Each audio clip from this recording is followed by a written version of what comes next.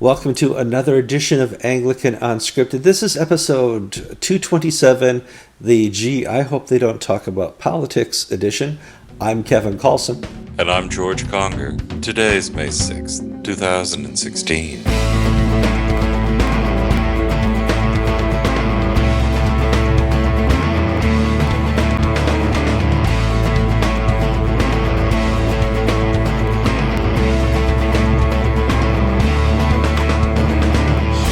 Okay, I'm just back from Akron, Ohio, and I had a chance to sit at the banquet after Ronald Jack's consecration, and I met a clergyman who said, "Oh, you're Kevin from Anglican Unscripted. How's George? I love Anglican TV."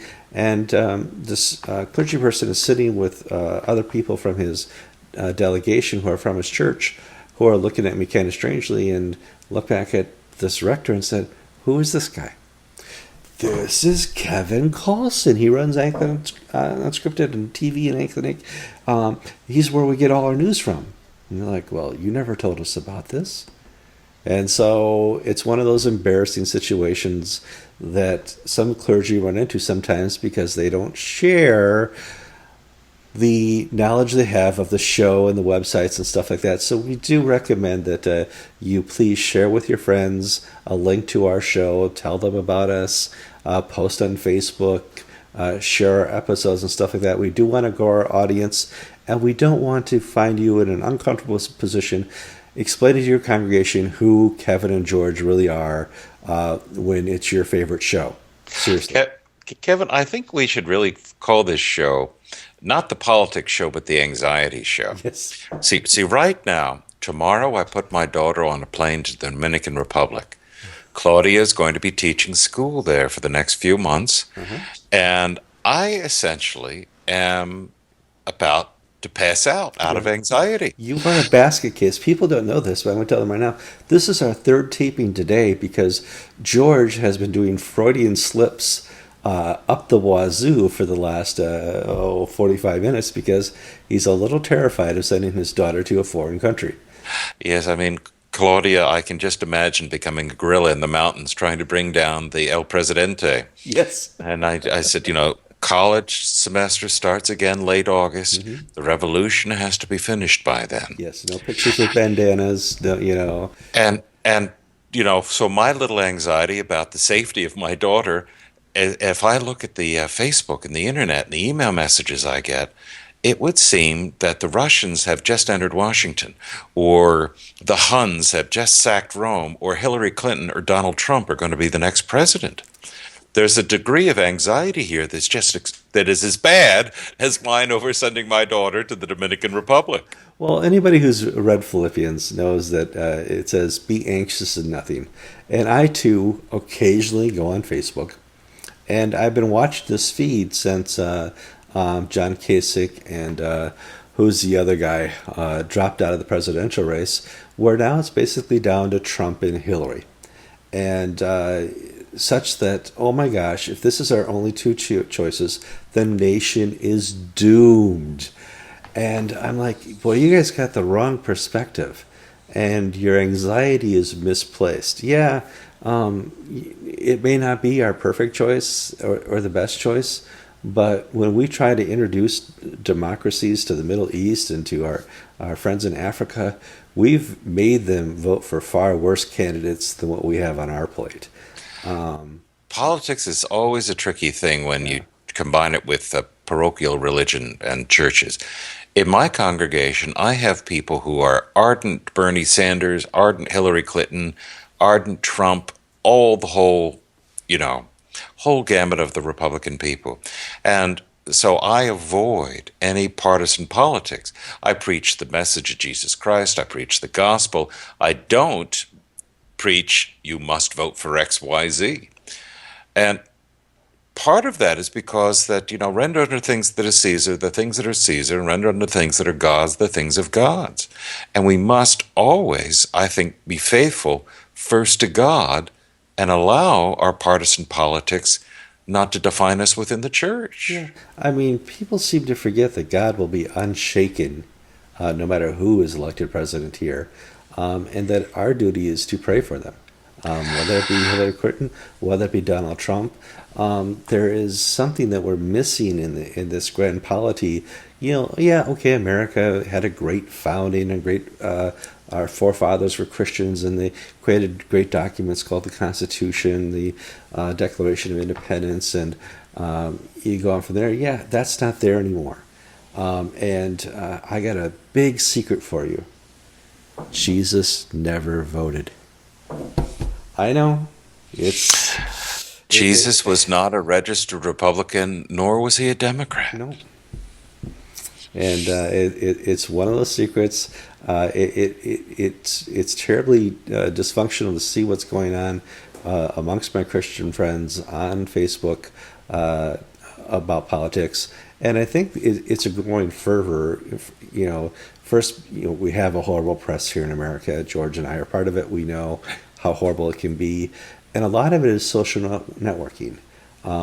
This Twitter world, this Facebook world, has raised the level of anxiety because news is so instant now. The big problem the last 6-7 years was news was 24-hour cycles. Well, now it's just instantaneous news. And I think we should tell our friends we believe it's going to get worse before it gets Oh, better. absolutely. Because Donald Trump has a great many skeletons in his closets that the press is well aware of. For sure. And now, if you remember the name David Brock, he was a reporter who was behind a lot of the Bill Clinton Whitewater stuff.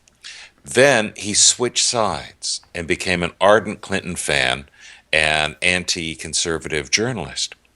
Well, David Brock gave a speech. He works for a company called Media Matters. Well, hold on. David Brock broke the story of the blue dress.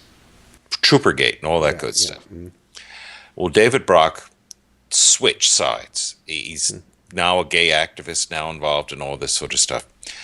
And David Brock gave a talk, and he runs an organization called Media Matters. And he gave a talk saying that, we have been doing so much opposition research on Donald Trump, we're going to wait until the race settles down when he's the nominee. If he's not the nominee, it doesn't matter. If he is the nominee, we've got all this stuff that we're just going to unload on him. Well, so we're going to see hit after hit after hit of Donald Trump on his credibility, on his morals, on his business, all this and that. At the same time, we're probably going to see Hillary Clinton indicted under the Espionage Act Yes. for her computer server. I mean, this is a moment of truth for the FBI. Are they going to roll over and allow politics to determine the course of their investigation, or are they going to fight back like they did with Nixon and Watergate and do it surreptitiously? But Hillary Clinton is also going to get torpedoed and hammered over the next few months. So we might wind up with a race of Joe Biden versus Ted Cruz. I don't know.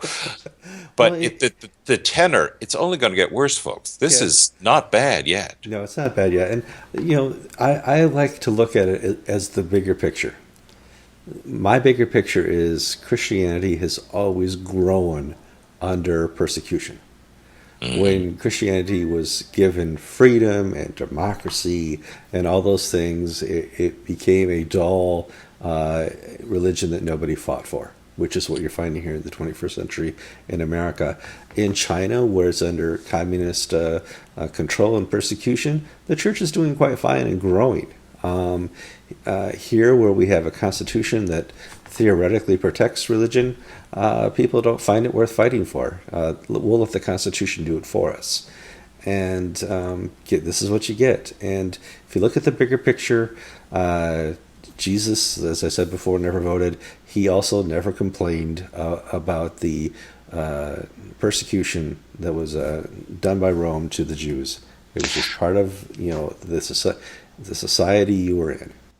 Well, one of the things that I hear being thrown out against Hillary Clinton and Donald Trump is that they believe the rules only apply for the little people. The rules don't apply for them. And that's a pattern we see in the Episcopal Church. The rules don't apply to Bishop John Bruno of Los Angeles. This is called a transition. A link. A link. George and I were talking about what are we going to talk about today, and there's only 4 or 5 stories out there. It's a slow week. It says, well, we could talk about this and we could talk about that. Said, well, at some point we're going to have to link the stories. This is that point. This is that link. And also that John Bruno, like Donald Trump, wants to be a real estate mogul. So you're telling me at some point in the future, I'm going to see Bruno on the side of planes, on casinos, and part of my real estate guide? Well, I think we will see the building of the Bruno Towers in Anaheim, Yes. California this year. June 20th is the date of John Bruno's ecclesiastical hearing to answer charges of essentially conduct unbecoming a member of the clergy. Mm-hmm. Now, if you haven't been following this, this is an involved case, and it's 10 years old at this point. Yeah. St. James, Newport Beach, thriving congregation south of Los Angeles in Orange County, left the diocese, one of the first to do so, to join what is now the ACNA. And a lawsuit followed that went for 7 odd years, I think, up and back to the California Supreme Court twice. And finally, they reached the point where the diocese won in a rather convoluted ruling that really is that just bad judges. Well, I mean, yeah, you always hope to have your day in court. Tech fought that day to the point where just by throwing Hail Marys and filing different injunctions and stuff as time went on, they never had their day in court. And that's just the way that some Well, things so work. Bruno won, Yeah. the diocese won, and the ACNA congregation moved out, and you've got an empty building. Well, Bruno appointed a woman, Cindy Van Voorhees, to be the priest in charge. Mm-hmm. She didn't have a salary. She was told to start and build a church. And she did the impossible. She built a healthy, growing church that within a year and a half was financially self-sufficient, that attracted families with children to the Episcopal Church. I mean, this wasn't a fruit and nuts congregation that the Episcopal Church likes to plant these days. This was a healthy, thriving Episcopal congregation. Mm-hmm. And Cindy Van Voorhees did everything right. And what does the bishop do? He visits in May of last year and announces, oh, by the way, your oceanfront property is so valuable, I'm kicking you out and I'm selling it to developers to build condominiums. Yeah. And the people behind you, those are locksmiths, and they're changing the keys as we speak. And they treated an Episcopal congregation loyal to the diocese just as badly as they treated the ACNA congregation.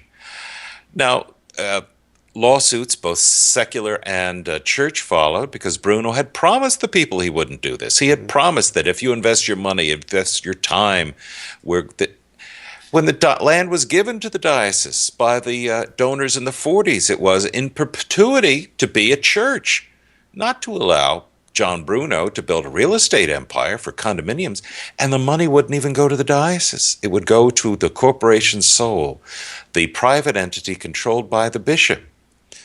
Well, Bishop Bruno is what we call in ecclesiastical terms a piece of work. And We're trying to avoid libel and slander laws because that could mean anything. And yes, he is, but he's actually having his day in court. But this is not going to be a secular court; it's going to be a Christian court. correct, and he's retiring at the end of this year anyway. So what happens? What's the worst that can possibly happen? Well, Slap on the wrist. a slap on the wrist. Bishop Bruno, instead of retiring August 31st, the 29th will do. Thank you very much. The 29th, and half of the friends of Bishop show up to the going away party. So But essentially all they can do is humiliate him. And to be frank, if Bishop Bruno could be humiliated, I think all the exposés of his appalling behavior as a bishop would have driven a man with a normal Christian conscience to resign. But Bishop Bruno is unfazed, absolutely unfazed. It's not going to touch his pension. It's not going to. If he wants to show up in the House of Bishops and instruct people on the best way to flip condos in the future, he can do so. But we forget this man is supposed to. There's a little part in the Bible, about the things that we look for in a bishop, and we don't want a bishop whom we could swap with Donald Trump. or Hillary. Or Hillary, for that matter. And at least Donald Trump, I think, is semi-successful in what he's doing. The latest news is that not only is Bishop Bruno facing a trial, but the deal he inked is now expired because he has been unable to deliver the property because of the parish fighting up and kicking its heels. So now there's no sale. Yeah, he So well he's his still locking the people out. yeah. He can't sell it. And whether you call this pride or ego or prudent legal strategy, he's not allowing them back into the building that they fought to keep. Yeah, it's interesting because one of his early things, really, you wanted to keep the building? I already signed the contract. There's nothing I can do. Well, that's expired now, so that excuse is out and over. Okay, George, we've covered our Friday news. It was a slow news week. Yes, we've delved into politics. We didn't endorse anybody. We will be voting because that's a principle that you do in a democracy. Because there are places we're trying to introduce democracy around the world too, in the Middle East and African nations, a few Asian nations, and it would be good if we were leaders in that and not say there's just never a good enough choice. That's not right. I'm Kevin Carlson. And I'm George Conger, and you've been watching episode 227 of Anglican Unscripted.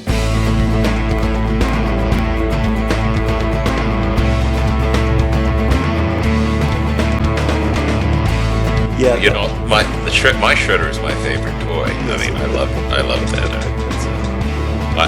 I get pleasure out of shredding things. well, I'm a paperless office. Um, completely, to the point where twice a month, I scan everything into my Evernote, and I let Ben shred. Ben loves to shred. Since he was 3, he thinks that machine is the greatest invention of mankind. Now, I've lost some things I know I should not have, lost. I think he certainly took some liberty with some DVDs and stuff lying around. And maybe extra. Shred DVDs? Oh yeah, mine was shred credit cards, DVDs, keys. Keys? Absolutely. You put a key in it. That's a key slot. Yeah. Fun. Yes, it is. He's like, Dad, you got something I could shred? You can see he's got the little stress tick. I got this little one that allows you to put in 6 sheet maximum, no paper clips, no staples, no. Yeah, I got the That's no one that fun. says, "Keep arms and limbs away." Don't You feed like it. the one they have at the car crusher, where they. This is right out of The Thing, where the stomach opens up.